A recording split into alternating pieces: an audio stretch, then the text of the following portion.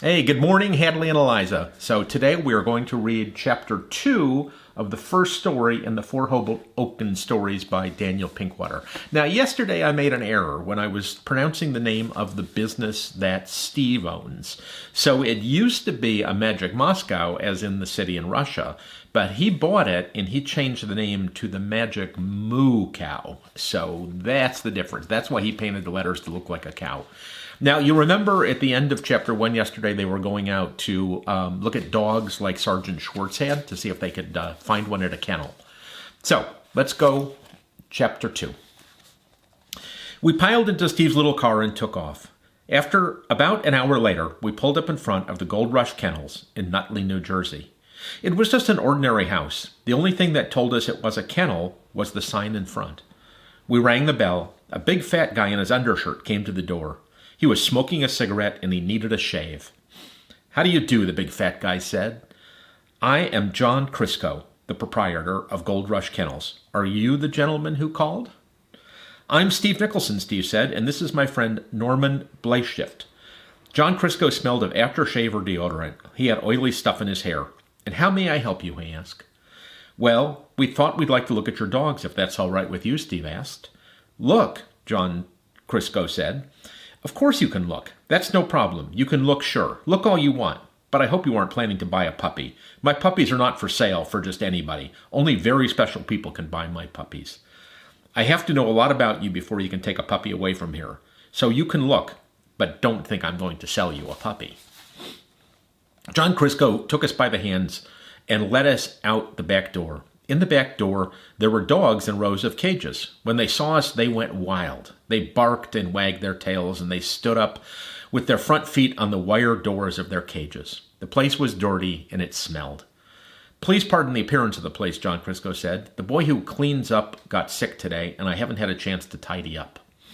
Steve didn't hear him. All the dogs looked more or less like Sergeant Schwartz's great dog Hercules, and Steve was fascinated. Steve would walk up and down in front of the cages. Sometimes he would stop and look at a puppy. "Ooh, I like this one," he would say, or "This one is so cute." The puppies were going crazy. I guess they were hoping that Steve would take them home out of these dirty cages and give them a home. "I can see that you know a lot about dogs," John Crisco said. "These puppies you seem to like are the very best ones. Some of them are almost as good as Platinum Blazing Yukon Flash." "Platinum Blazing Yukon Flash?" Steve asked. "Yes, that's the finest puppy I've seen in many a year," John Crisco said. His grandfather was the dog who played Sergeant Schwartz's dog, Hercules. On television, you know, Sergeant Schwartz of the Yukon. The grandfather's name was Champion Golden Tooth Gorilla. "Gosh," Steve said, Sergeant Schwartz's dog's grandson is here. Could we meet him?" "Ah," John Crisco shouted, "I knew it all along. You wanted to get me to sell him to you. You didn't fool me by pretending you never heard of him. Shame on you, trying to trick me like that." "Mr. Crisco, I'm not trying to trick you," Steve said. "I'd just like to have a look at him. Is he really the grandson of the great dog Hercules? I mean, Champion Golden Tooth Gorilla?" "I'll never let him go," John Crisco shouted. It doesn't matter that I'm poor and have all these other dogs to feed and take care of. I will keep Platinum Blazing Yukon Flash. Somehow I will find a way to keep him and take him to the dog shows so he can win ribbons and become a famous champion. I don't know how I'll manage, but I'll do it." John Crisco was crying. He threw his big fat body to the ground and made little moaning noises and beat on the ground with his fists and feet. There, Mr. Crisco," Steve said. "I didn't mean to upset you." John Crisco paid no attention. He continued to moan and drum on the ground. "We'll just be going now," Steve said. "We only wanted to have a look." Steve started to move away from John Crisco.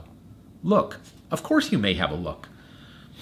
John Crisco sprang to his feet. It was surprising to see such a fat man move so quickly. Just remember, he's not for sale. John Crisco took a padlock off the door to his garage. I don't keep him in with the ordinary dogs. It was dark in the garage. Out of the shadows came a funny-looking puppy blinking in the sunlight. I put out my hand and he licked it. He smelled of the same aftershave that John Crisco used. Someone had brushed him recently, I could tell, because his hair was parted in the middle, like John Crisco's.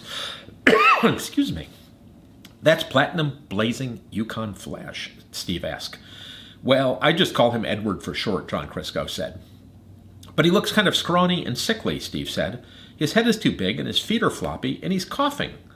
John Crisco slapped Steve on the back. Now, don't tease. We real dog fanciers should be honest with one another. I was watching you in the kennels, and I can see that you only know a good dog when you see one. Either you're an expert or, even better, a natural genius when it comes to dogs. Excuse me. Now tell me, doesn't he look exactly like the grandfather champion golden-toothed gorilla? Steve squinted and put his head sideways, looking at the puppy, who was now sitting down and blinking. Once he sneezed. Isn't he kind of small? Steve asked. He's big for his size, John Crisco said. Just feel him. John Crisco lifted the puppy and handed him to Steve. The puppy licked his face. I guess I see what you mean. I guess he is sort of big for his size.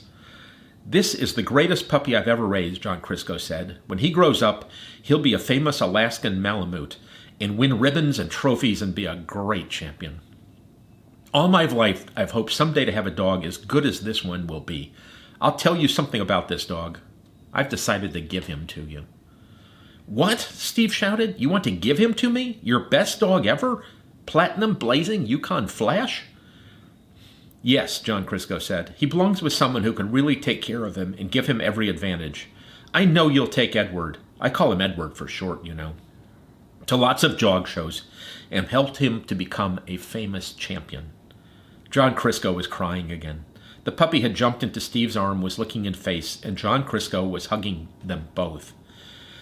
But I can't just take him away, Steve said. I can't just accept the best puppy you've ever had as a gift.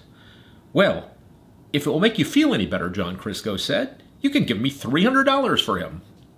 John Crisco counted the money 3 times before we loaded Edward, also known as Platinum Blazing Yukon Flash, into Steve's little car. As we drove away, John Crisco waved to us and kissed the bundle of bills from time to time. That's the end of chapter 2. See you next time. Love you both.